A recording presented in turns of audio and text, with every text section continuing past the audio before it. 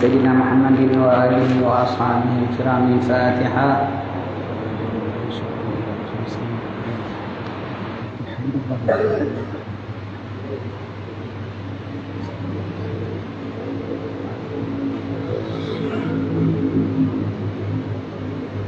بسم الله الرحمن الرحيم. إذا وقعت الواقعة ليس لوقعتها كاذبة خافضة رافعة إذا رجت الأرض رجا وبست الجبال بسا كانت سبعا بسا وكنتم أزواجا ثلاثة فأصحاب الميمنة ما أصحاب الميمنة وأصحاب المشأمة ما أصحاب المشأمة والسابقون السابقون أولئك المقربون في جنات النعيم ثلة من الأولين وقليل من الآخرين على سرر موضونة متكئين عليها متقابلين يطوف عليهم ولدان مخلدون بأكواب وأباريق وكأس من معين لا يصدعون عنها ولا ينزفون وفاكهة مما يتخيرون ولحم طير مما يشتهون وحور عين كأمثال اللؤلؤ المكنون جزاء بما كانوا يعملون لا يسمعون فيها لغوا ولا تأثيما إلا قيلا سلاما سلاما وأصحاب اليمين ما أصحاب اليمين في سدر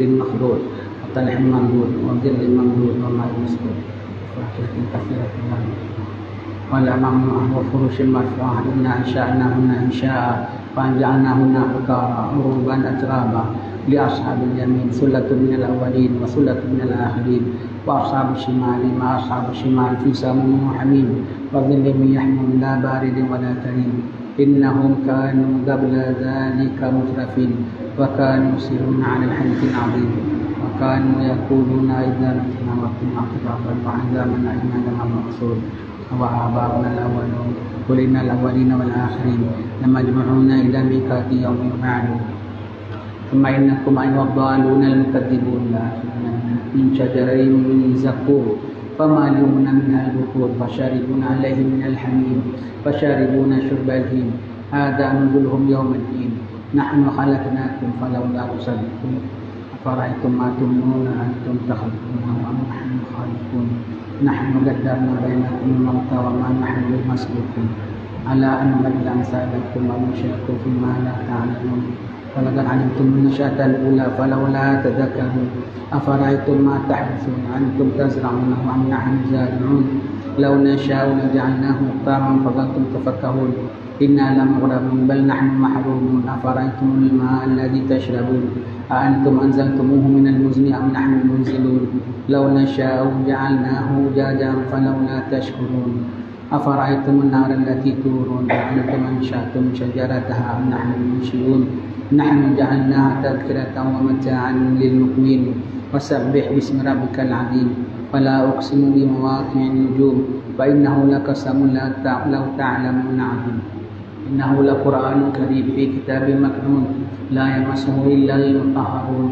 تنزيل من رب العالمين بهذا الحديث أنتم مدينون وتجعلون رزقكم أنكم تكذبون فلولا إذا بلغت الحلقوم وأنتم حينئذ تنظرون ونحن أقرب إليه منكم ولكن لا تبصرون فلولا إن كنتم غير مدينين ترجعونها إن كنتم صادقين فأما إن كان من المقربين فروح وريحان وجنات النعيم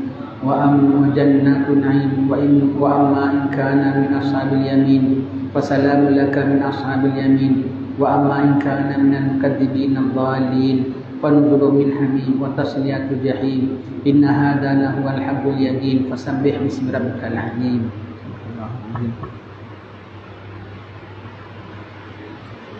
الفاتحة إلى حضرة النبي سيدنا محمد وآله وصحبه الكرام ثم إلى روح سيدنا الإمام أبو حسن الشاذلي أصول فروع من تغشى برحمة المغفرة سبحكم الله. الفاتحة.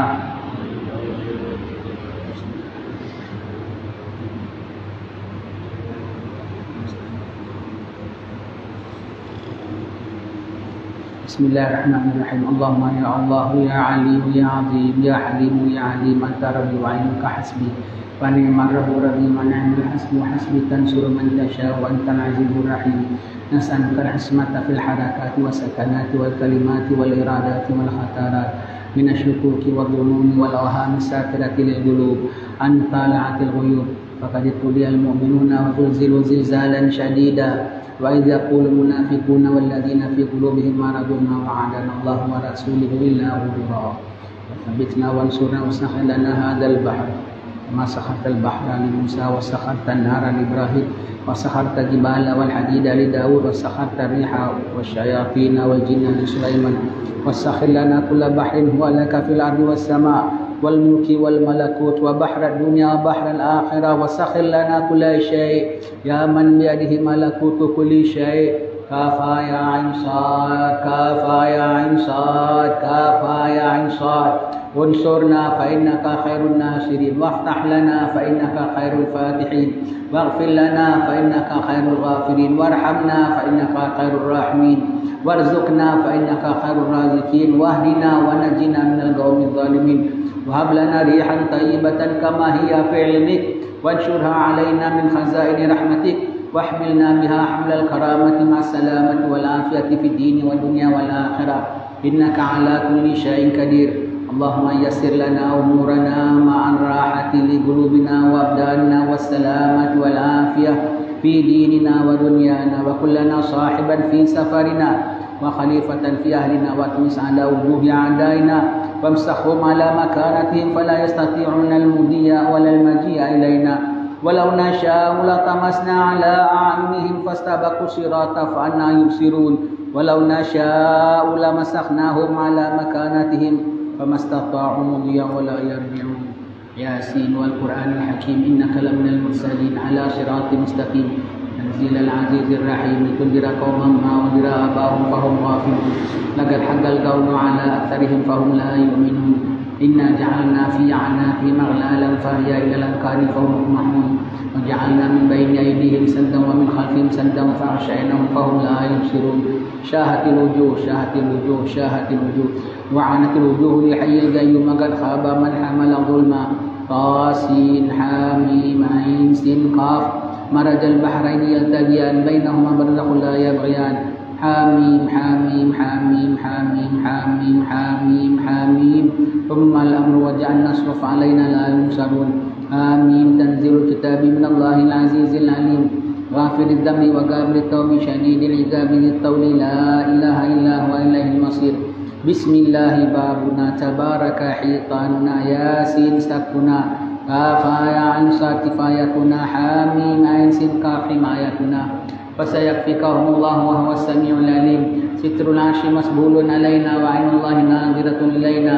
بحول الله لا يقدر علينا والله من ورائهم محيط بل هو قرآن مجيد في لوح محفوظ فالله خير حافظا وهو أرحم الراحمين فالله خير حافظا وهو أرحم الراحمين فالله خير حافظا وهو أرحم الراحمين إن ولي الله الذي نزل الكتاب وهو يتولى الصالحين حسبي الله لا إله إلا هو عليه توكلت وهو رب العرش العظيم حسبي الله لا إله إلا هو عليه توكلت وهو رب العرش العظيم حسبي الله لا إله إلا هو عليه توكلت وهو رب العرش العظيم بسم الله الذي لا يضر مع اسمه شيء في الأرض ولا في السماء وهو السميع العليم بسم الله الذي لا يضر مع اسمه شيء في الأرض ولا في السماء وهو السميع العليم بسم الله الذي لا يضر مع اسمه شيء في الأرض ولا في السماء وهو السميع العليم ولا حول ولا قوة إلا بالله العلي العظيم إن الله وملائكته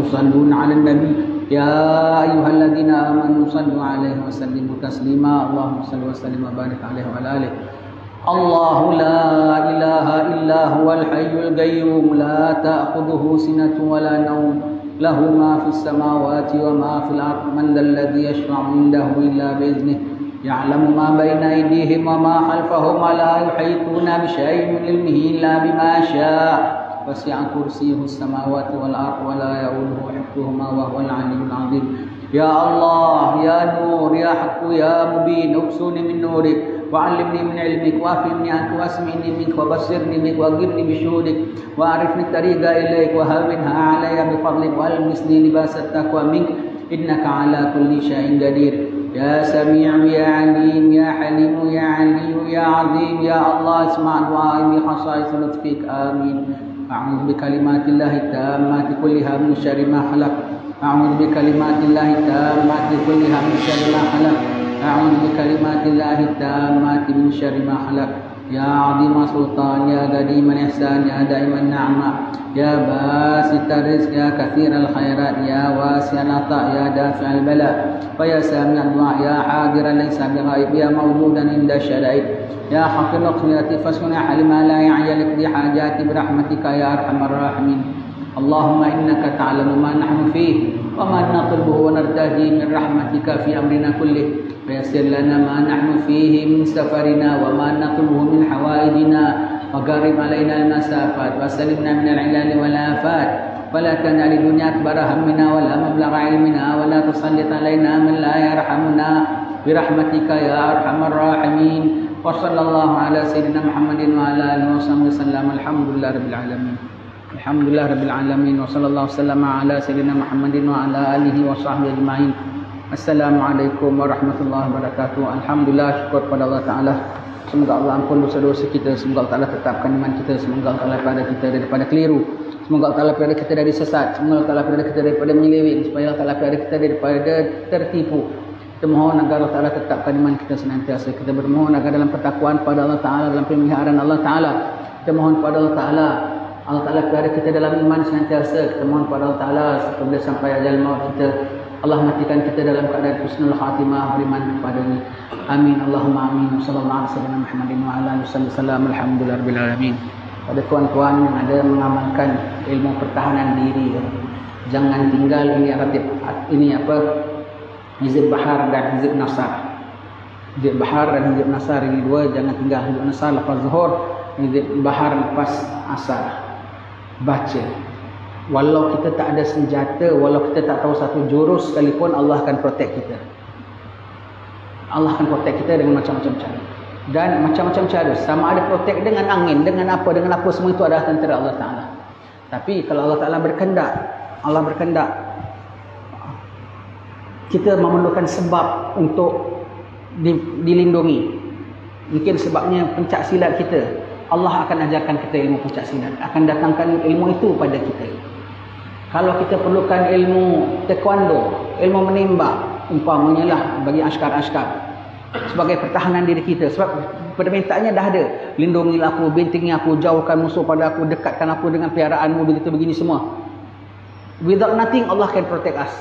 Tanpa ada pencak, tanpa ada senapang, tanpa ada perlawanan, tanpa ada silat, tanpa ada apa pun, Allah boleh pelihara kita begitu saja pun boleh.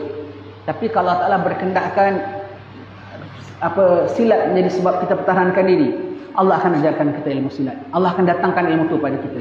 Kalau Allah Ta'ala berkendakkan sebagai askar nak pertahankan diri, nak pertahankan negara, Allah Ta'ala berkendakkan dia ilmu menembak, ilmu meriam, ilmu pistol umpamanya, ya, kita pun tak tahu senjata apa yang mereka pakai, polis semua tu kan.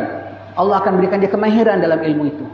Allah akan datangkan ilmu self protection bagi mereka.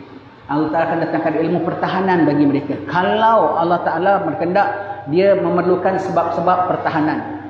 Kalau Allah Ta'ala tak berkehendak, dia boleh terpelihara tanpa ilmu pertahanan, maka dengan begitu mudah saja Allah Ta'ala boleh pertahankan dia dengan kuasa dan kudrah Allah Ta'ala.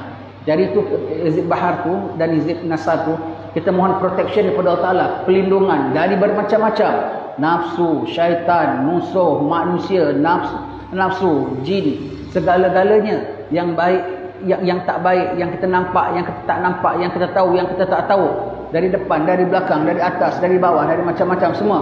Itu permohonannya dah ada. Caranya macam mana? Boleh dengan begitu saja Allah Ta'ala lindungi kita. Musuh kita tak boleh dekat dengan kita. Boleh Allah Ta'ala kalau nak, Allah Ta'ala hendak kita mendapatkan protection menerusi ilmu pencak silat, Allah akan ajarkan kita ilmu pencak silat. Allah Ta'ala nak kita akan protection menerusi ilmu revolver, polis, tembak, ilmu senapang, askar, Allah akan mahirkan kita dalam ilmu itu. Allah akan letakkan kita dalam ilmu itu. Allah akan datangkan instruktor untuk kita, dan Allah Ta'ala akan berikan kita kemahiran dalam bidang itu.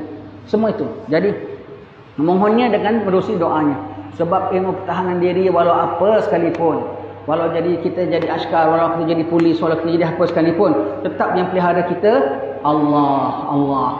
Jadi siapa yang dalam bidang pertahanan diri, yang kau main silat olahraga ke, yang kau main belajar macam mana tahankan diri di markas-markas ketenteraan, markas-markas polis ke perlu minta bantuan daripada Allah Ta'ala. Perlu sangat bantuan daripada Allah Subhanahu Wa Ta'ala. Dengan bantuan Allah Ta'ala, without anything, you are protected. If you need something, Allah will give you that something. Dengan walau tanpa apa sekalipun bantuan, tanpa apa kemahiran, Allah nak pelihara, boleh pelihara secara begitu saja. Tapi kalau Allah berkendakkan kita terpelihara menerusi kemahiran-kemahiran tertentu, Allah akan datangkan kemahiran itu untuk kita. Allah akan berikan sebabnya itu untuk kita. Allah akan berikan sebabnya itu untuk kita. Allah akan berikan sebabnya itu untuk kita. Ilmu taekwondo ke, ilmu judo ke, ilmu silat ke, ilmu bermain senjata ke, semua itu. Sekarang kan macam-macam sekarang kan. Orang belajar main panah ke, semuanya itu, semua itu ya.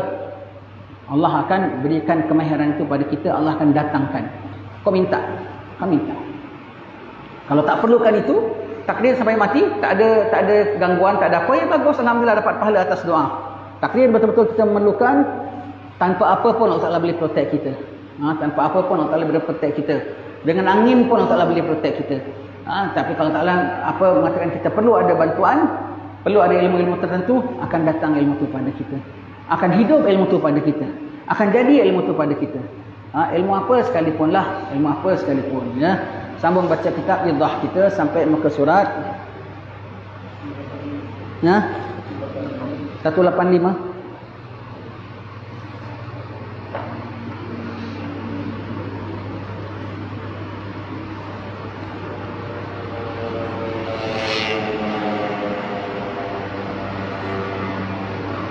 Masih bincang tentang beberapa perangai yang baik yang kita pelajari. 185 sampai perenggan. Wahai saudaraku, baik. Di antara yang di atas tu kita tengok, di antara akhlak yang baik, jangan ketawa terbahak-bahak. Orang zaman dulu ya. Orang-orang tua-tua kita zaman dulu. Walaupun mereka tak baca kitab Idah, tapi akhlak Idah tu ada pada dalam masyarakat kita. Orang ketawa terbahak-bahak, orang tak suka. Kalau orang tua-tua dulu tengoklah wajib-wajib dulu tengok orang kalau dah ketawa terbahak-bahak. Semua tengok je dalam majlis. Orang serve makan, orang apa semua. Yalah sambil kadang sambil tunggu hidang, dah habis tahlil lah ke apa. Tunggu hidang kan orang berbal sikit, apa khabar? Baik. Kalau dengar satu kuat terbahak-bahak, satu majlis semua perhatikan. Marah tidak, apa tidak, semua tengokkan. Kalau tuan punya diri sedok, minta maaf tuan-tuan, minta maaf. Kalau tak sedar, dia tak ada lagi seorang macam ni, dia tak sedar. Ketawa berdekar-dekar terbahak-bahak. Orang tua tu ni fahamlah. Yang ada nanti macam punya orang kalau majlis besar tak boleh bawa, buat aib. Orang tua tu dulu dia buat aib begitu. Kalau itu dalam majlis, Kalau dengan anak-anak kena marah. Kenapa ketawa begitu? Lagi perempuan. Tak bagus orang perempuan ketawa, apalagi di tempat umum. Di restoran di mana ketawa, kita dalam satu meja bual-bual ketawa, ketawa ngilai-ngilai orang perempuan. Itu tak bagus. Laki-laki dah tak bagus, ini kan pula perempuan ya. Tak baik akhlaknya begitu. Apa dalam rumah sekalipun, dalam kita anak yang biasa kan orang perempuan kita kalau ketawa mengilai-ngilai. Begitu, mengakak-ngakak, tak bagus ya. Biar terlebih Rasulullah kadang ketawa nampak garhamnya sekali-sekali. Biasanya Rasulullah senyum saja ya, begitu ya. Ketawa terbahak-bahak bukannya bagus. Banyak tertawa tidak bagus ya. Apalagi kita duduk kat kedai kopi, ketawa terbahak-bahak, semua berdekar-dekar. Apalagi kalau dalam majlis, apalagi kalau ada orang tua-tua, apalagi kalau ada orang alim. Cakap banyak aja dah tak bagus, tertawa pulaknya. Kalau orang kita jangan kata ketawa ngekek-ngekek, baru cekikian dah kena marah. Cekikian tu belum mengilai, belum terbahak-bahak. Cekikian tu baru itu baru cekikian tu namanya. Cekikian dah kena marah. Kok cekikian saja. Cekikian dah kena marah. Belum lagi ngekek-ngekek tu ketawa ngekek-ngekek lah lagi begitu. Baru cekikian dah kena marah. Kalau disebut cekikian tu benda jelek lah. Baru cekikian. Cekikian masih kita bilang small laugh, ketawa kecil. Giggles. Cekikian tu giggles. Orang bilang anak-anak dari suka giggles. Itu giggles nama cekikian. Cekikian aja dah kena marah dengan yai. Kok cekikian aja dah tak bagus. Terbahak-bahak tak pernah kita dengar lah. sepupu-sepupu kita, ipar-dua kita ketawa, terbahak-bahak perempuan khususnya, tak ada kita dengar lah. Cekikian aja dah kena marah. Cekikian saja tengok mereka punya kontrol ya. Kontrol kita, tak apa cekikian boleh asal jangan ngekek-ngekek. Oh, cekikian pun dah kena marah. Orang dulu, betul. Walaupun kita rasa agaknya nyai kita baca kitab idah tak agaknya.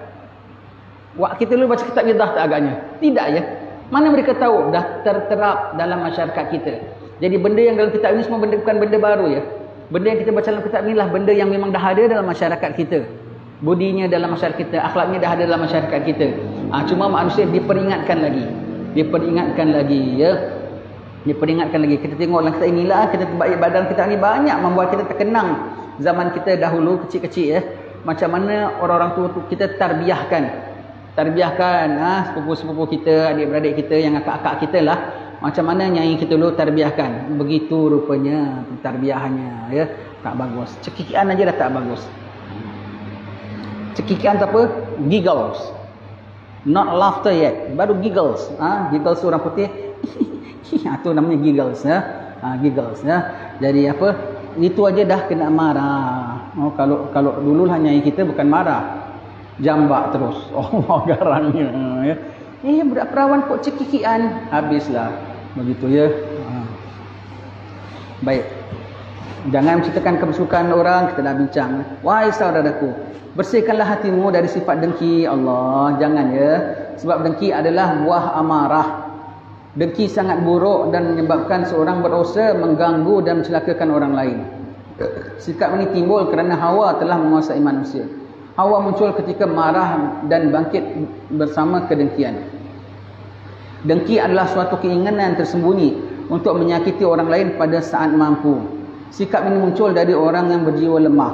Orang yang berjiwa kuat dan berotak cerdas tidak akan mengotori jiwanya dengan balas dengki. Menurut mereka, balas dendam tidak akan menyelesaikan masalah. Mereka memandang kedengkian dan balas dendam sebagai produk atau hasil dari hati yang lemah.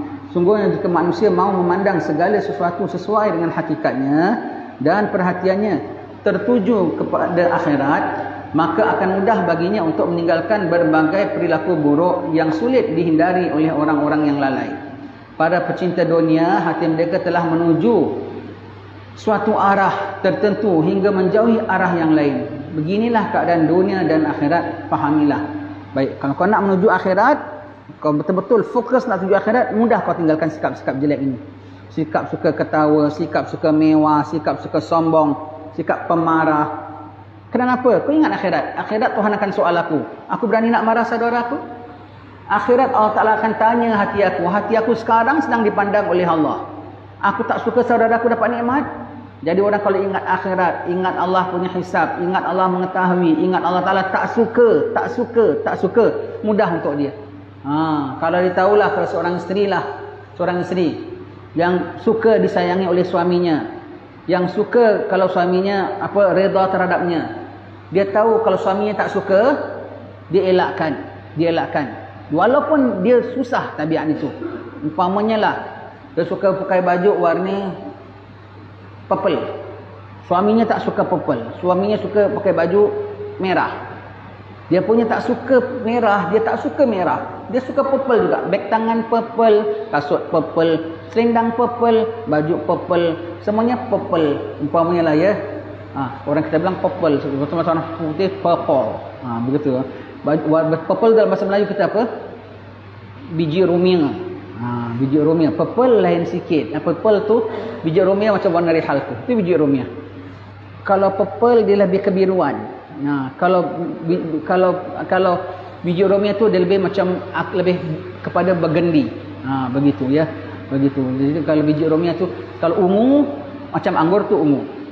Tapi kalau terlebih birunya namanya ungu. Terlebih merahnya namanya biji rumia. Orang Melayu. Dia sebab dia purple. Merah pun ada merah kesumba, ada merah pulasan, ada merah darah, ada merah hati, ada merah jambu. Merah pun macam-macam ton dalam bahasa Melayu. Jadi kalau terlebih birunya, purple tu warnanya antara biru campur dengan merah. Terlebih birunya namanya purple. Dia lebih kebiruan.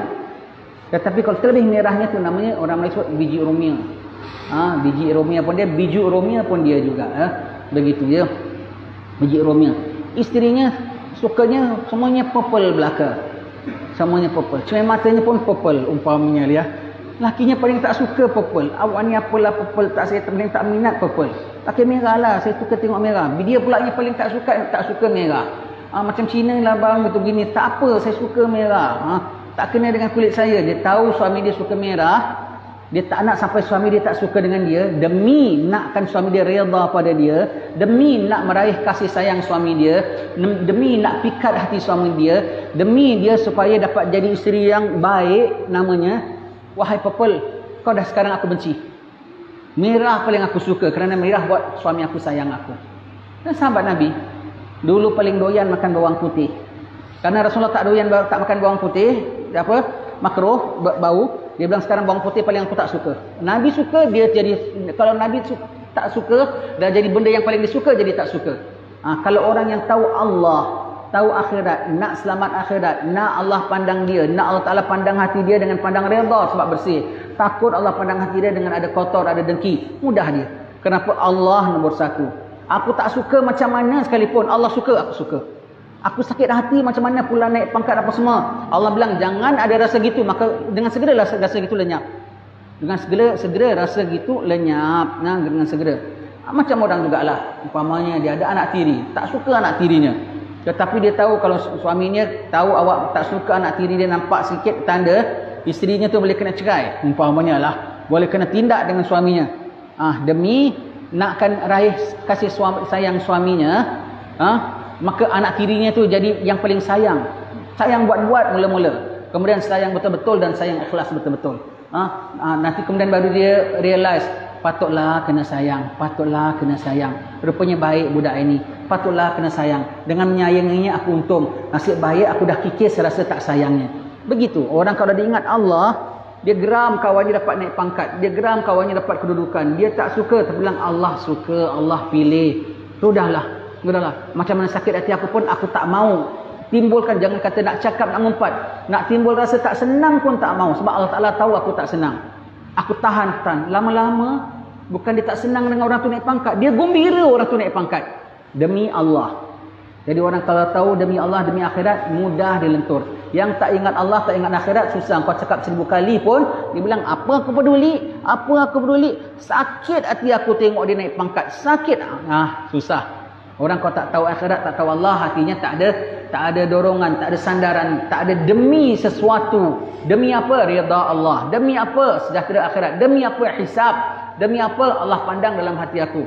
Mudah dia buang sifat-sifat yang sedemikian. Sebab itu kena baca Quran. Sebab itu kena zikrullah. Kau ingat Allah, Allah ingat engkau. Allah ingat engkau dengan dia mengingatkan kau ketika kau sedang dengki. Dia mengingatkan kau ketika kau sedang marah. Dia ingatkan kau sedang ketawa terbahak-bahak. Jadi kalau ingatkan akhirat, ingatkan Allah, mudah. Kena banyak zikrullah, kena banyak baca Quran, sembahyang jangan tinggal, apalagi sembahyang malam. Dampingkan diri pada Allah. Kau ingat Allah, Allah ingat kau. Apabila hati kau, jangan kata perbuatan kau, hati kau nak menyeleweng saja, Allah ingatkan hatimu. Jangan bersikap sedemikian, Allah tak suka. Jangan bersikap sedemikian, Allah murka. Demi Allah dibeli ubah. Demi Rabbul Alamin, demi nak capai rida Allah, dia sanggup ubah. Walau didoyan macam mana sekalipun, Allah bilang tidak, jadi benda yang paling benci sekali. Jadi benda yang dia paling benci. Demi Allah. Contohnya pada sahabatlah tadi, paling doyan bawang putih. Dulu aku paling doyan masakan kalau banyak bawang putih. Sekarang bawang putih paling aku tak doyan. Kenapa? Nabi tak doyan. Nabi tak doyan, dia pun tidak doyan. Aku doyan. Minat, suka, pandai, dan bagus. Dia orang Kedah dah tahu doyan apa. Begitu ya. Semua dah tahu semua. Semua duduk Batu Pahat dah fahamlah kamus Batu Pahat sikit-sikit ya. Baik ya. Subhanallah ya. Dari dengki tu sifat yang tak baik ya. Dengki ialah kalau orang dapat sesuatu kita tak suka. Sama ada kita suka nikmat tu hilang daripada dia, ataupun kita hendak dia ditimpa bala. Dapat pangkat, kita nak dia terus kena pecat, ataupun berserta pangkat tapi dia dapat bala dengan pangkat. Baguslah, nak sangat naik pangkat kan, dapat tu. Tu dapat tu. Kan orang suka gitu. Sama ada dia nakkan benda tu ataupun dia tak nakkan, tu lain cerita. Ya, dengki timbul daripada sifat takabur. Kalau kita bilang kata, mirror, mirror on the wall, who is the fairest of all? Wahai cermin hikmat, dalam kampung ini siapa paling kaya? Wahai cermin hikmat, dalam kampung ini siapa paling besar pangkatnya? Kalau tengok muka orang lain, dia tak suka. Begitu ya. Jadi orang dengki tu dia suka begitu ya. Dia kadang takabur, dia nak dia paling. Kereta orang lain sikit pada dia je, wah dia tak suka. Allah, itu namanya dengki. Sama ada dia takabur dan dengki itu kerana perseteruan. Kalau orang dah musuh, apa musuh dia dapat pun dia tak suka. Apa musuh dia dapat pun dia tak suka. Ataupun dengki bukan kerana dia takabur, bukan kerana perseteruan, kerana sikapnya jelek saja. Bukan dia nakkan benda tu, orang dapat menteri, dia boleh jadi menteri ke? Kan tak boleh. Dia pun tak pandai. Orang dapat menteri dia tak suka, dia kutuk macam-macam. Aku pun dengki. Itu dengki lagi tak guna. Dia tak boleh jadi dan dia tak nak dan dia tak pandai pun. Tapi dia dengki. Itu dengki ya, itu dengki. Tapi kalau orang zalim dapat satu nikmat, dengan nikmat itu dia makin zalim, dia suka orang tu hilang nikmat, itu bukan dengki. Itu namanya benci akan kezaliman. Kalau orang itu tidak zalim, dia suka tak apalah apa dapat nikmat itu. Orang tu naik pangkat kemudian zalim dengan pangkatnya, dia suka orang tu hilang pangkat. Itu tak apa. Itu bukan kerana dia benci, dia dengki, tapi dia tak suka kezalimannya. Tapi kalau orang bilang fulan dah berubah, tak apalah, dia kekal dengan pangkat dia pun tak apa. Begitu ya. Dengki adalah kurang ajar dengan Allah. Sebab itu dosa besar. Begitu kita rasa anizi, belum apa lagi tahu. Kau rasa tak senang aja tu namanya dengki. Kalau kita ada rasa tak senang tu aja namanya dengki, mesti wajib kikis, tak boleh tidak. Wajib kikis. Wajib kikis ada rasa orang dapat nikmat tak senang aja tu dengki. Belum bikin apa tahu. Kau cebik aja. Itu dah kira menzahirkan dengan raut wajah. Kau kutuk aja, sudah kira umpat. Kau garis kereta dia tu namanya anyaya. Itu namanya anyaya. Itu lebih lagi. Rasulullah bilang kata antara perkara yang selamatkan, kalau dengki jangan diikut-ikutkan. Benar apa, jangan diumpatkan, jangan dicebikkan, jangan diapa. Setakat dalam hati dan kutuk diri kita. Dan dengki menjadi dosa besar. Kenapa? Kurang ajar dengan Allah. Fulan naik pangkat, siapa beri? Allah. Fulan jadi ustaz, siapa beri? Allah. Fulan naik khutbah, naik mimbar, siapa beri? Allah. Yang kau tak suka kenapa? Yang kau tak suka kenapa? Allah kena minta izin kau ke? Nak kasih fulan pangkat, nak kasih fulan tugasan, nak kasih fulan apa, nak kasih fulan harta, kena minta izin kita kan? Kau dah dapat bahagian kau. Kau boleh tak suka pulanya, Allah. Jadi dengki itu kurang ajar dengan Allah. Satu dia tak sayang Allah. Dengki itu kerana dia kurang ajar dengan Allah. Authority Allah, hak Allah dia cabar, dia protes. Satu lagi dengki jadi dosa besar kerana apa? Yang satu tadi bilang dia kurang ajar dengan Allah, satu lagi kerana dia tidak sayang Allah. Tak sayang Allah. Contoh, seorang dengan ada anak kesayangannya. Ahmad, tadi sekolah abah kasih RM10. Mana bakinya? Kata nak beli buku RM7. Ada bakinya? Baki RM3. Ahmad kasih kawan ayah. Dia kesian, dia nak beli buku tak cukup duit. Pasal anak tu kita sayang, maka anak kita sayang kawan dia, kita pun jadi sayang.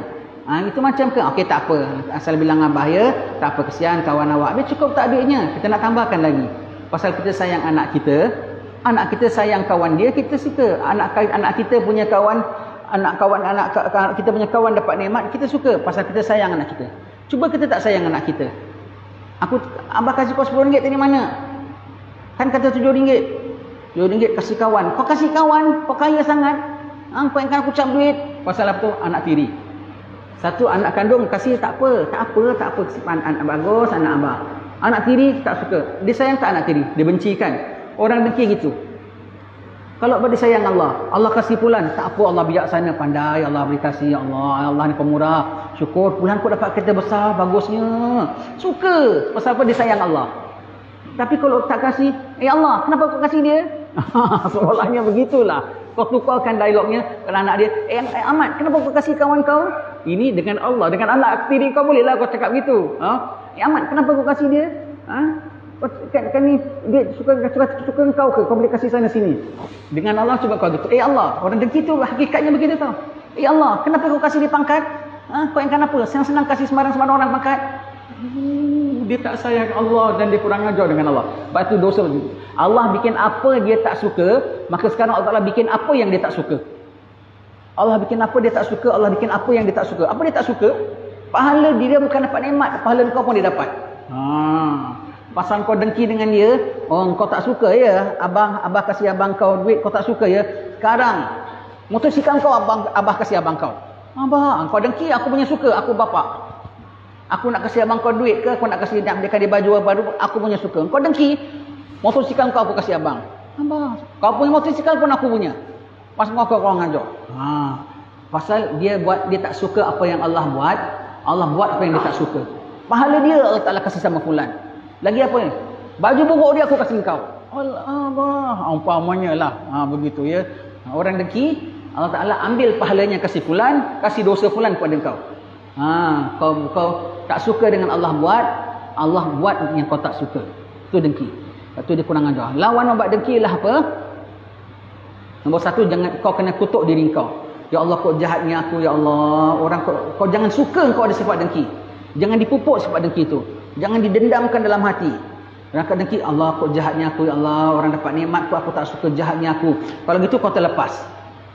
Kalau gitu kau terlepas daripada mengiyakan sifat dengki. Kau sedar, tak payah cakap dengan orang pun. Tak payah tengok cermin pun. Ada televisyen, ada cerita nama Bila Hati Sudah Hitam. Dia kalau geram dia tengok cermin, kau tidak baik. Kau jangan cakap begini. Tak payah, itu drama. Itu drama. Jadi kau dengan diri kau sendiri. Aku jahatnya, Tuhan suka apa, kok aku tak suka. Ya, wahai diri, kau dah kira orang jahat tau. Wahai diri, kau dah kira orang dikutuk Allah tau. Wahai diri, kenapa wahai diri? Kau dah kira orang berhati busuk tau namanya. Wahai diri, kau dah kira orang tak bagus tau. Wahai diri, wahai diri, wahai diri. Kau selamat. Jadi kau tidak mengiyakan sifat dengki kau itu. Nak lawan lagi, kau jumpa orang itu, kau ucap puji dan dia tahniah dengan dia.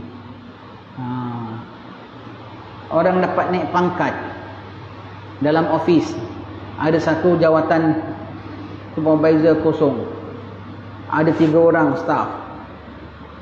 Rasa-rasanya kau dapat. Sekali kok kawan kau dapat, kau punya geram. Dia pandai angkat lah, dia pandai hampu lah. Kau geram sekali. Kau dah bilang, aku jahat, aku tak boleh begitu. Aku jahat, aku jahat. Kau jangan, wahai diri, kau jangan. Nak lebih lawan lagi, kau jumpa sama dia. Encik Kasim, terima ucap tahniah awak naik pangkat ya. Kita semua akan sokong awak. Kita akan support awak. Kita akan sokong awak dalam pekerjaan ini. Mudah-mudahan awak dapat jadi ketua kita yang baik. Tahniah Encik Kasim ya. Kau masuk bilik air, kau pegel. Tak apa, suka tingkau. Asalkan kau lukakan. Sedih tak? Geram kan? Buat begitu ya. Kenapa? Nanti lama-lama hati kau boring. Asal dia dengki, kau pergi ucap tahniah orang itu. Asal dia dengki, sakitlah. Dah dengki, ibarat dah luka kok dia perah limau. Dah luka kok dia perah limau. Lama-lama dia tak nak luka lagi. Nanti orang naik pangkat, naiklah, sudahlah. Aku nak dengki pun, nanti di Haji ni ucap tahniah dengan orang lagi. Lagi aku sakit. Nanti nafsu kau tak nak dengki. Itu ulama punya terapi. Apa kita bilang, kita ada anger management, ini jealousy management. Jealousy treatment. Treatmentnya begitu. Kau syukurkan untuk dia, ya Allah, aku jahat, ya Allah, aku jahat.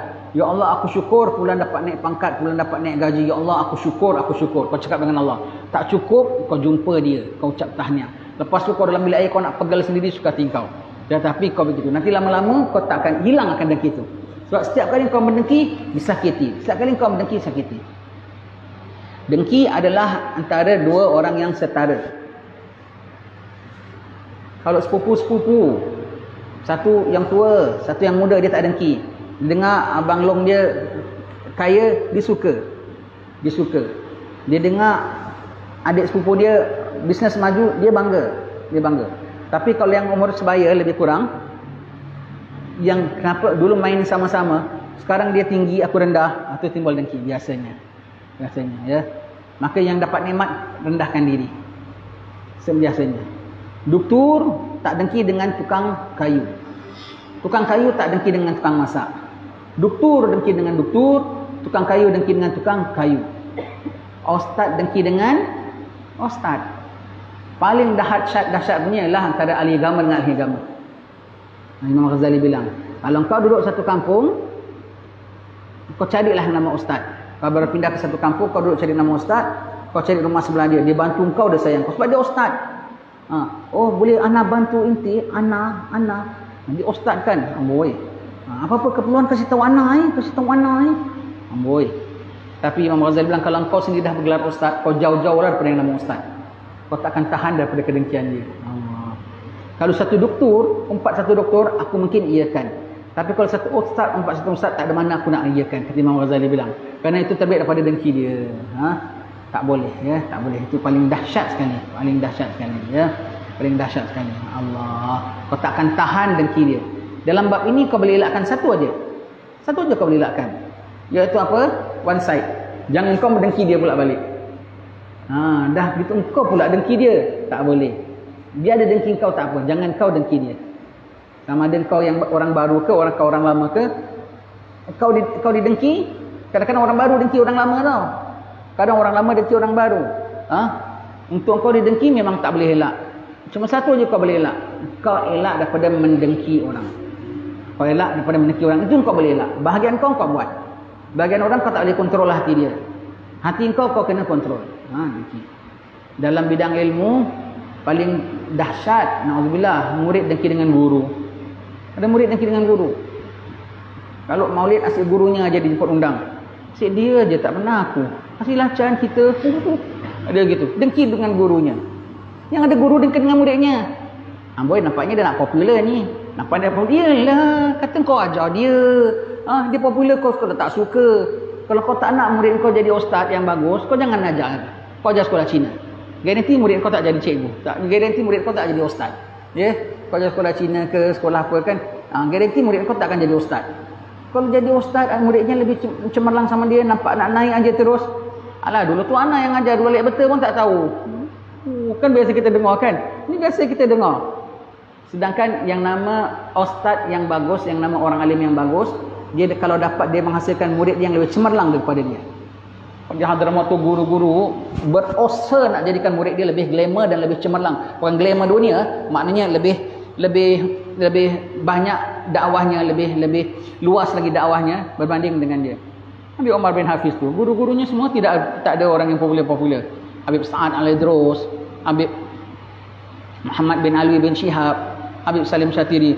Suka Habib Omar cemerlang. Allah, begitu. Dia latih muridnya supaya lebih cemerlang daripada dia. Syekh Omar bin Husain Al-Khatib dalam library, bab sekian, kau pergi cari apa sebut dalam Tuhfah, apa dalam Nihayah, apa dalam Majmu'. Sekejap dia tahu, dalam 10 minit aja.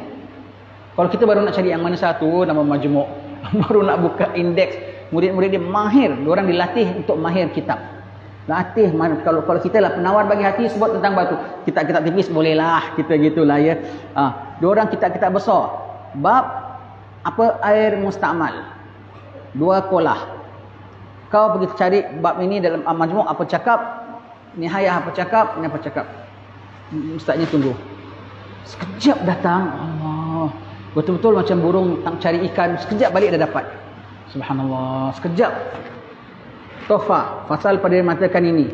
Tahu pula sebab ada bab ini dalam fasal lain, dalam kitab lain. Bab ini fasal lain. Imam Ramli cakap sekian-sekian dalam Nihayah. Imam Ibn Hajar cakap sekian. Imam tu, dia kalau muridnya lambat cakap, kurang ni lambat lah. Aku tunggu sampai 10 minit baru masing-masing bawa kitab. Itu pun dah kira pada dia lambat. Dia nak segera gitu. Aku masih gagal. Aku masih belum boleh dapat hasilkan murid-murid yang lebih laju pada aku buka kitab. Latih sampai muridnya dapat lebih pantas daripada dia, lebih cekap pada dia. Lega, alhamdulillah. Syukurnya alhamdulillah. Diorang latih. Guru mereka latih mereka gitu. Maka apabila mereka jadi guru, mereka pun latih murid mereka begitu. Dia nak murid lebih cemerlang. Ada peluang dakwah, tengahkan muridnya. Ada peluang ke luar negeri, perkenalkan muridnya. Allah sengaja. Tengok Habib Omar. Kalau dia nak pergi ke luar negeri, tak tahun boleh. Sekarang ni dah banyak begitu. Dia sebelah PKP belum datang sini lagi. Dah boleh buka kan? Bukan dia saja. Aku dulu sebelum kau pergi, kurang jangan pergi. Aku dah pergi baru kurang pergi. Tak ada, dia hantarkan peluang murid dia. Hantarkan peluang muridnya. Biar muridnya pergi, biar muridnya dakwah. Dia suka muridnya, dia ketengahkan. Allah, itu contoh orang-orang lain yang baik, ya. Bukan dengki. Paling sedih kalau Guru dengki dengan murid. Kesian muridnya.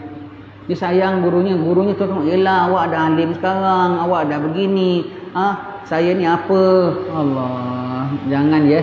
Kesian muridnya kalau kau gitu. Kau dah ajar dia suka, dia belajar dengan kau, dia dapat ilmu.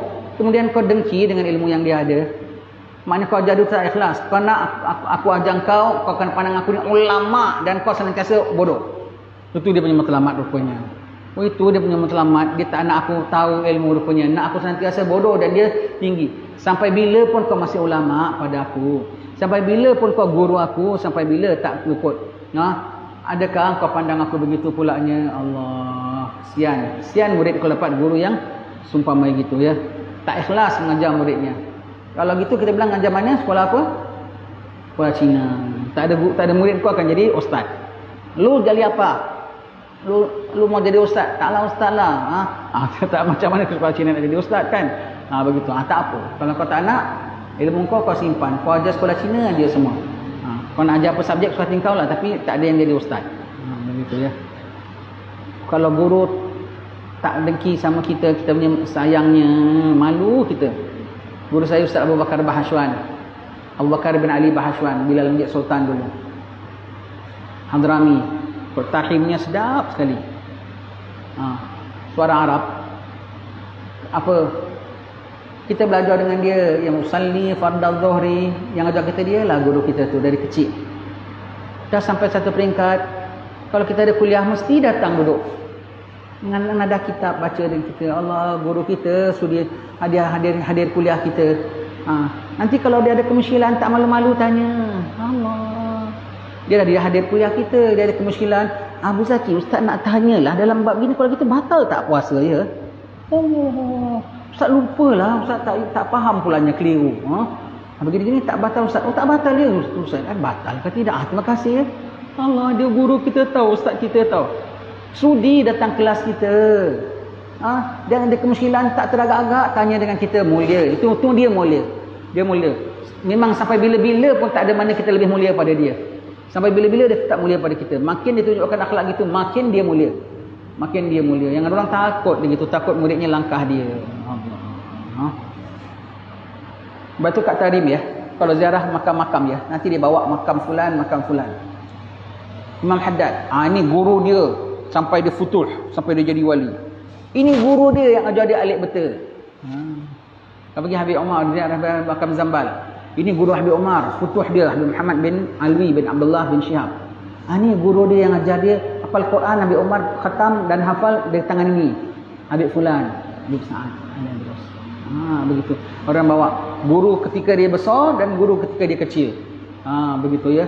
Guru yang ketika dia kecil tu yang nampak dia jadi ulama besar. Dan tak dengki pula guru tu. Mulia, semua tu mulia ya. Tu sifat dengki ya. Jaga-jaga yang bergelar ustaz semua. Jangan anda dengki di kalangan orang. Habib Umar kalau bilang, hendaklah setiap orang dalam bidang agama memandang setiap orang lain dalam bidang agama sebagai rakan dan seperjuangannya. Kau mampu ke dakwah semua orang? Kau mampu ke dakwah semua bidang? Fulan dakwah di sini, kau dakwah di sana. Fulan bidang dia ini, kau bidang dia lain. Pulanya, kau mampu semua ke? Kau kena pandang itu semua sebagai rakan seperjuanganmu. Saling bantu-membantu, bahu-membahu. Bukan musuhmu, bukan sainganmu. Kalau diserahkan pada bahumu saja, kau boleh terangkat ke semua? Tak boleh terpikul pun. Patut kau suka dengan adanya mereka, membantu kerja dakwah, tugasan kau jadi makin ringan lagi. Ya, begitu ya.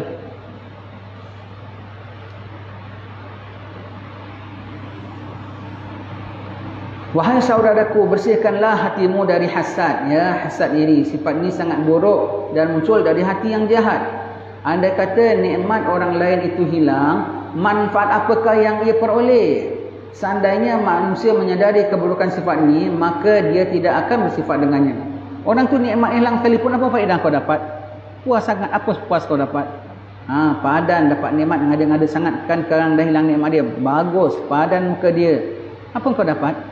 Apa kau dapat? Tak baik begitu ya. Tak baik hasad begitu, tak baik sekali. Busuk sekali. Yaumil akhir itu semua hisap.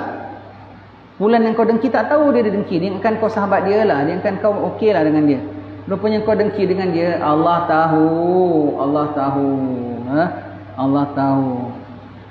Apalagi kalau kau lempar batu sembunyi tangan, kau anyayakan dia sampai dia teruk. Dia tak tahu kau punya kerja rupanya. Kadang-kadang dia tahu pasal dia akhlak mulia, dia tak nak tindak. Dia tak doakan kau yang buruk pun. Sampai pada dia, siapa yang mendengkikan kepada dia, dia tak ada nak tindak pun, nak doakan kau buruk pun tidak. Tapi benda itu tengoklah Allah Ta'ala terima ke tidak perbuatanmu yaumil akhir nanti. Sebab yang pula yang dapat nikmat tu hamba Allah. Allah yang beri dia nikmat. Kau tak suka bukan dengan dia tau, kau menyesalah dengan Allah tau. Dia boleh jadi dia maafkan kau. Dia orang baik. Allah tak apalah, dia nak dengki sama saya, tak kisahlah. Saya relalah, tak kisah. Dia tak kisah. Allah tak terima. Sebab yang beri nikmat pada fulan itu Allah. Kau tak suka, hati-hati. Yaumil akhir Allah Ta'ala akan panggil kau. Allah Ta'ala panggil kau. Wah, apalagi kalau sampai dengkinya itu membuat dia lempar batu sembunyi tangan. Kesian orang tu teranyaya, dia tak tahu siapa yang anyaya dia. Pokoknya teranyaya, teruk-teruk dia teranyaya. Dia redha, dia dapat pahala daripada Allah. Dia teranyaya, dia dapat doa kabul. Engkau, walaupun dia bilang saya redha, saya tak akan tuntut pun. Kau tak akan tuntut. Perilaku kau terhadap dia dah bilang dimaafkan. Dia dapat pahala besar. Perilaku kau terhadap Allah, yang ada dosa antara Allah ampunkan, antara dosa manusia dengan manusia Allah Ta'ala tak ampunkan. Dengki, kalau orang tu ampunkan sekalipun, tetapi Allah Ta'ala punya authority, Allah Ta'ala punya hak. Antara dia okeylah, dia bilang dia maafkan kau, dia rela sebab dia baik, dia rela kau dengki dia. Tapi Allah yang beri dia nikmat, kau tak suka, belum settle lagi. Kenapa kau tak suka aku beri nikmat dia? Dia dengan kau dia tak nak charge. Okey, aku kasih dia pahala. Sekarang aku pulanya, kenapa kau tak suka aku beri fulan nikmat, aku beri fulan nikmat. Gitu ya. Kalau dia tahulah ini sifat buruk, dia tak akan bersifat dengan sifat dengki itu. Jelek sekali ya. Ku harap peringatanku ini dapat mempengaruhi dia dan memiliki sifat-sifat buruk di atas. Jadi ku harap peringatanku ini dapat mempengaruhi mereka yang mempunyai sifat-sifat buruk di atas. Begitu ya. Jika seorang berusaha memperbaiki akhlaknya, maka nafsu akan tunduk atau dekat kepadanya. Kalau dia nak, boleh. Nak 1000 daya. Tapi susahlah dan memang tabiat saya. Bagus. Kau nak terus dengki, kau nak terus pemarah, kau nak terus hasad, boleh. Dengan syarat kau sanggup kena baku api neraka. Sebelum tu kau sanggup pahala kau pergi kepada dia. Kemudian kau sanggup disoal oleh Allah. Kau dalam Allah yang soal kau. Kemudian kau sanggup dalam api neraka. Kalau kau tak sanggup, susah macam mana pun kau kena kikis perasaan itu. Pastikan jangan kata sebelum mati, sebelum malam sifat itu dah hilang pada kau. Ini sekarang dah senja. Sebelum maghrib sifat itu dah tak ada dalam hatimu. Jangan simpan. Jangan simpan. Kalau ada sakit tumbuhan, ada sakit dalam perut kita, kau nak simpan lagi ke? Kalau boleh sekarang juga nak hilangkan kan? Sekarang juga kau hilangkan. Dia lebih dahsyat daripada kanser kalau ada sifat-sifat yang jelek begini. Jika seorang berusaha memperbaiki akhlaknya, maka nafsu akan tunduk atau dekat kepadanya. Oleh kerana itu berbuat baiklah. Secara terang-terangan maupun tersembunyi. Jadi buat baik yang zahir, yang nyata ataupun yang tersembunyi pun buat baik juga. Jauhilah perbuatan buruk dan gangguan dalam bentuk apapun. Perbuatan buruk dan gangguan terhadap orang lain. Perbuatan buruk, angkuh, sombong. Dan gangguan dalam bentuk apa pun. Gangguan apa? Mendengki orang, fitnah orang, tohmah orang. Semua tu gangguan tu ya. Tapi orang yang buat gini semua dia rasa dia buat ini demi kebaikan. Apa pula anak buat dia kebaikan masyarakat? Anak kena dedahkanlah apa kejahatan dia. Anak kena dedahkanlah keburukan dia. Jadi orang waspada. Dia tak betul punya orang. Allah tu paling seram sekali. Jadi jahat dia bilang dia baik. Orang yang dianiaya tu mati-mati dia bilang orang tu jahat pula. Dan dia rasa yang dia buat ni ada kebajikan bagi masyarakat. Kemanfaatan bagi orang ramai, keselamatan bagi orang mukmin. Allah Ta'ala tahu apa di balik hatimu. Allah Ta'ala tahu. Kau mengkengkeng macam mana sekali. Tak ada. Anak dah istikharah. Ini benda baik. Anak punya fitnahkan itu baik bagi masyarakat. Itu bukan fitnah. Itu adalah mengalertkan masyarakat. Allah. Yaumil akhir kau sanggup jawab, jawablah. Tuhan tahu apa dalam lubuk kalbumu. Be sincere to ourselves. Jujur terhadap diri kita. Jangan tegakkan benang basah saja. Orang memang kau boleh cakap lain. Dirimu kau tahu hatimu tu macam mana. Dan siap-siaplah akan disoal tentang apa yang ada dalam lubuk kalbumu itu. Yang satu orang pun tak tahu tapi kau tahu. Hati-hati. Sebab akibatnya sangat bahaya ya. Susah nak syahadat akhir hayat. Orang kaki namimah takut mati su'ul khatimah.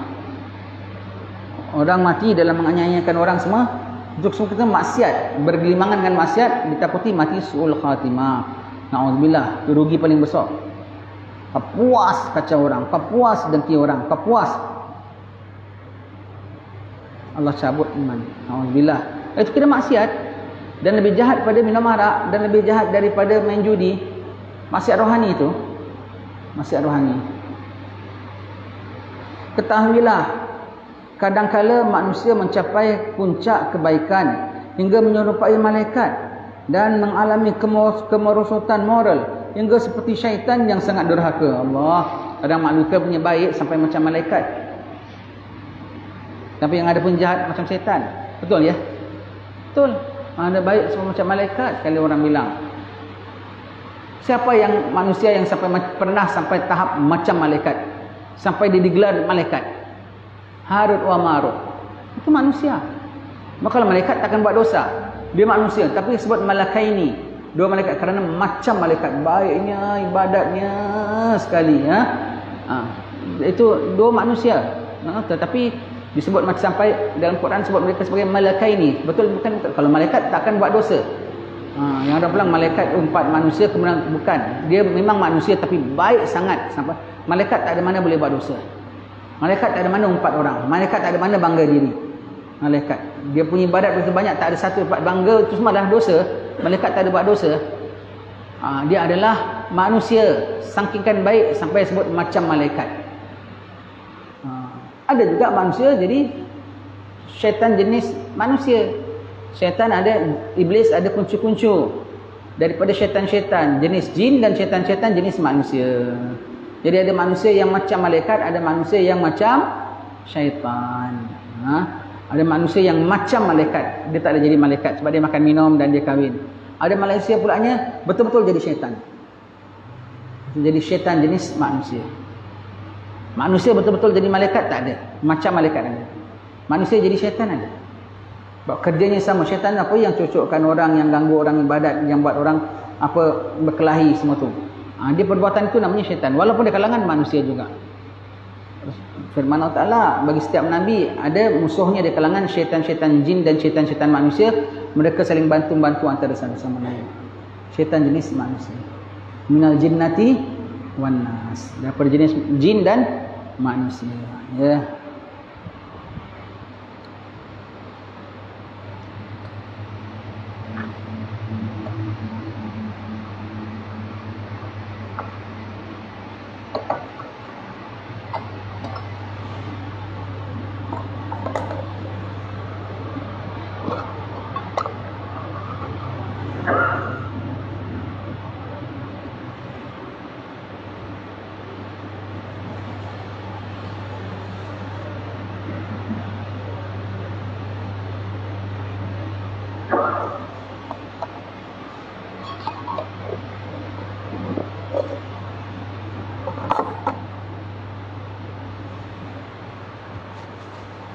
Ketahuilah, kadang-kala manusia sampai ke puncak kebaikan hingga menyerupai malaikat dan mengalami kemerosotan moral hingga seperti syaitan yang sangat durhaka. Kami berlindung kepada Allah dari kesengsaraan dan dengan karunia serta kemurahannya kami memohon kedudukan yang dicapai oleh orang-orang yang bahagia. Ya, hanya dengan bantuan daripada Allah Ta'ala sahaja kita dapat capai sifat yang sedemikian. Tak dapat nak perbaiki diri kita. Hikmah kefakiran dan strategi bersedekah.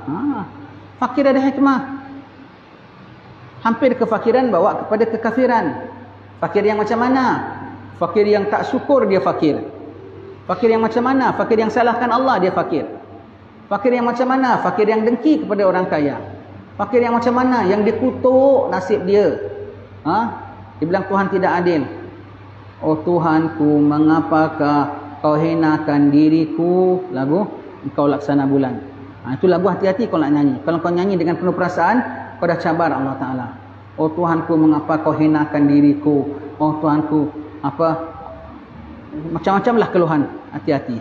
Begitu ya. Allah. Kalau dengan lagu-lagu, tengok liriknya ya. Yang ada, kau kena hati-hati. Yang ada sebut, tapi kena jaga niat. Yang ada, jangan kau sebut langsung. Lagu jeritan batinku, di mana akan ku cari ganti. Nak nyanyi boleh. Tapi kalau kau betul ada kematian, pasanganmu, isterimu, suamimu, kau nyanyi dengan penuh perasaan, ataupun kau dengar lagunya dengan penuh perasaan sampai berlinang-linang air mata, itu meratap mayat namanya. Termasuklah juga lah musafir di Aidil Fitri. Dengarlah ratapan anakmu, hamba menangis di Aidil Fitri. Ratapan, meratap mayat. Kalau kau nyanyi lagu tu, mak kau masih hidup-hidup, suka tingkau. Mak dah masih hidup, dah nyanyi lagu mak mati. Suka tingkau. Itu kau punya pasal. Tapi betul-betul mak dah meninggal, ayah dah meninggal. Pusara ayah dan ibu di pagi raya aku kunjungi. Dengarlah ini ratapan anakmu. Hamba musafir di Aidil Fitri. Meratap mayat. Tak rasa kau berdosa. Jadi lagu-lagu kau dengar. Yang ada lagu salah sini katanya itu ya. Tak boleh. Dulu jangan kata lagu-lagu gitu tau. Ulama pantau tau. Lagu ini kau jangan nyanyi, lagu ini jangan nyanyi. Dia tak ada sampai keluar surat khabar semua, tak ada lah. Orang-orang tua-tua sendiri selalu sebut. Sebab orang benda tu kumandang di radio. Dia orang terdengar, dia diamat-amati, dia bilang anak cucu dia, ini lagu kau jangan nyanyi. Ini lagu kau jangan dengar. Ini lagu tak bagus. Orang dulu begitu. Dia amat-amati dengan lagu-lagunya, dengan lagu-lagunya. Sampai dulu pernah kena ban lagu apa tahu? Jalak Linting. Pukul gendang kulit biawak, sedikit tidak berdentum lagi. Kemanalah badan hendak aku bawa, sedikit tidak berguna lagi. Jalak Linting, lagu Melayu, hati kurung sing bertambahlah pilu. Itu buat nak tujuan pelet aja. Begitu ya. Jadi pernah satu masa dulu Jalak Linting di ban. Tahun-tahun 70-an Jalak Linting di ban. Kalau peraduan-peraduan lagu asli Jalak Linting tak keluar. Kenapa tu lagu bawa orang kaciwa. Ulama prihatin tau sampai tua begitu. Tapi sekarang dah tak payah band. Kenapa dah tak ada orang dengar pun Jalak Linting? Orang tak tahu pun lagu Jalak Linting. Pernah dengar lagu Jalak Linting? Tak pernah. Begitu ya. Begitu ya. Rosiaci. Kan main lagu Jalak Linting dulu ya. Tahu Rosiaci? Tahu? Popular. Tak tahu orang sekarang dia tak tahu. Tahun 50-an. Itu ya. Suka.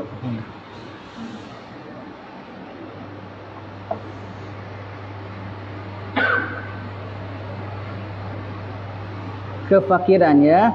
Jadi itu kefakiran yang kena. Hikmah kefakiran. Biar kau tak banyak foya-foya. Hikmah kefakiran. Biar kau tak boleh mubazir. Hikmah kefakiran. Hati kau lembut terhadap orang-orang susah. Hikmah kefakiran. Hisab kau mudah. Hikmah kefakiran. Kau boleh dapat pahala besar walaupun kau tak derma. Kalau aku kaya, aku biaya madrasah ini. Kalau aku kaya, aku kasih makan fakir miskin. Kalau aku kaya, tapi aku sendiri miskin. Dapat pahala atas niat.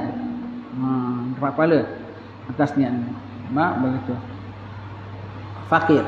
Yang masuk awal masuk jannah, minum daripada haud Nabi siapa? Fuqara muhajirin. Bukan sekat muhajirin tau. Di kalangan yang fakir-fakir daripada al-muhajirin. Muhajirin pun, yang sahabat-sahabat lain pun hijrah juga sama Nabi. Di kalangan mereka yang terpaling teruk punya sekali, yang paling fakir dalam muhajirin. Itu yang akan tampil mula-mula minum daripada haud Nabi SAW.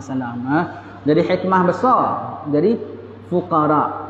Bahkan zaman dulu setengah-setengah orang iri hati terhadap orang-orang fakir. Kenapa dia tengok kalau setengah di majlis tuan guru, kalau orang fakir dipanggil duduk depan, dikasih mulia, kasih makan dengan dia sertalam, diraikan. Sampai orang kaya rasa macam untungnya orang fakir. Sampai begitu ya. Dapat orang fakir, sampai orang muliakan orang-orang fakir, sampai begitu orang-orang fakir sampai orang kaya rasa beruntungnya orang-orang fakir. Sampai begitu ya. Dimuliakan orang-orang fakir ini ya. Allah, dan membuat majlis kita berkat kalau ada orang-orang fakir datang. InsyaAllah akan kita sambung baca pada pertemuan yang akan datang. Semoga Allah berkati kita, ampunkan dosa kita. Baca gadis Ta'antu Karam. Jadi,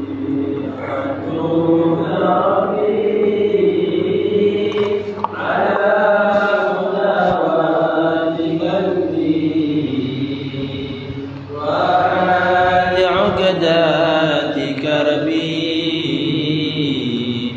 فانظر إلى الغم ينجال قد استعدتك ربي مداواة قلبي وحال عقدات كربي فانظر إلى الغم ينجال يا ربي يا خير كافي أهلل علينا الأعوافي فليس شيئا مخافي عليك تفصيل وإجمال يا ربي عبدك ببابي يخشى لي ما عذابي ويرتجي لي ثوابي وغيث رحمتك هطال وقد أتاك بعذري وبانكسار فازم بيسرك عسري بمحض جودك والإفضال وامنن عليه بالتوبة تغسله من كل حوبة واعصمه من شر أوبة لكل ما عنه قد حال فأنت مولى الموالي المنفرد بالكمال وبالعلا والتعالي على وتقبل بالأمثال جودك وفضلك وبرك يرجى وبطشك وقهرك يخشى وذكرك وشكرك لازم وحمدك والإجلال يا ربي أنت نصيري فلاقني كل خيري واجعل جنانك مصيري واختم بالإيمان الآجال يا ربي أنت نصيري فلاقني كل خيري واجعل جنانك مصيري واختم بالإيمان الآجال يا ربي أنت نصيري فلاقني كل خيري واجعل جنانك مصيري واختم بالإيمان أجل وصل في كل حالة على مزيل الضلالة من كلمته الغزالة محمد الهادي الدال والحمد لله شكرا على نعم منه تترى نحمده سرا وجهرا وبالغدايا ربنا انفعنا بما علمتنا رب علمنا الذي ينفعنا رب فقهنا وفقه أهلنا وقربات لنا في ديننا مع أهل القدر أنثى وذكر. ربي وفقنا ووفقهم لما ترضى قولا وفعلا كرما، وارزقي كل حلالا دائما، وآخرنا أنبياء علما، نغضى بالخير ونكفى كل شر. ربنا واصلح لنا كل الشؤون، وأقر بالرضا منك العيون، واقض عنا ربنا كل الديون قبل أن تأتينا رسل المنون. وغفر أنت من ستر، والصلاة الله تغشى المصطفى من إلى الحق دعانا والوفاء، بكتاب فيه للناس شفاء، وعلى الآل الكرام شرفاء، وعلى صحبه المصابه الغرار. اللهم اهدنا بهداك، واجعلنا ممن يسارع في رضاك، ولا تولنا وليا سواك، ولا تجعلنا ممن خالف أمرك وعصاك. وحسبنا الله ونعم الوكيل، ولا حول ولا قوة إلا بالله العلي العظيم. وصلى الله على سيدنا محمد وعلى آله وصحبه وسلم. يا ربنا اعترفنا بأننا اقترفنا، وأننا أسرفنا على لظى أشرفنا، فاتب علينا توبة تغسل كل حوبة، واستر لنا العورات وامن الروعات، واغفر لوالدينا ربي ومولودينا، والأهل والإخوان وسائر الخلان، وكل ذي محبة أو جيرة أو صحبة، والمسلمين أجمع من ربي اسمع، فضلا وجودا منا لا باكتساب منا، بالمصطفى الرسول نرضى بكل سول، بالمصطفى الرسول نرضى بكل سول، بالمصطفى الرسول نرضى بكل سول. صلى وسلم ربي عليه عند الحمد، وآله وصحبه عداد طرش الصحب، والحمد لله في البدء والتناهي. سبحان ربك رب العزة عما يصفون، وسلام على المرسلين، والحمد لله رب العالمين. بكل لحظة أبدا عدد خلقي ورضا نفسي وزنة عرشي ومداد كلماتي. Alhamdulillah, mudah-mudahan apa yang kita belajar menjadi keberkahan bagi diri kita. Mudah-mudahan malam ini kita masuk bulan Rabiul Awal dengan hati yang ikhlas, dengan hati yang cinta kepada Rasulullah. Mudah-mudahan segala asrar dan anwar Allah Ta'ala pancarkan dalam hati kita. Amin Allahumma amin. Walhamdulillah Rabbil Alamin. InsyaAllah.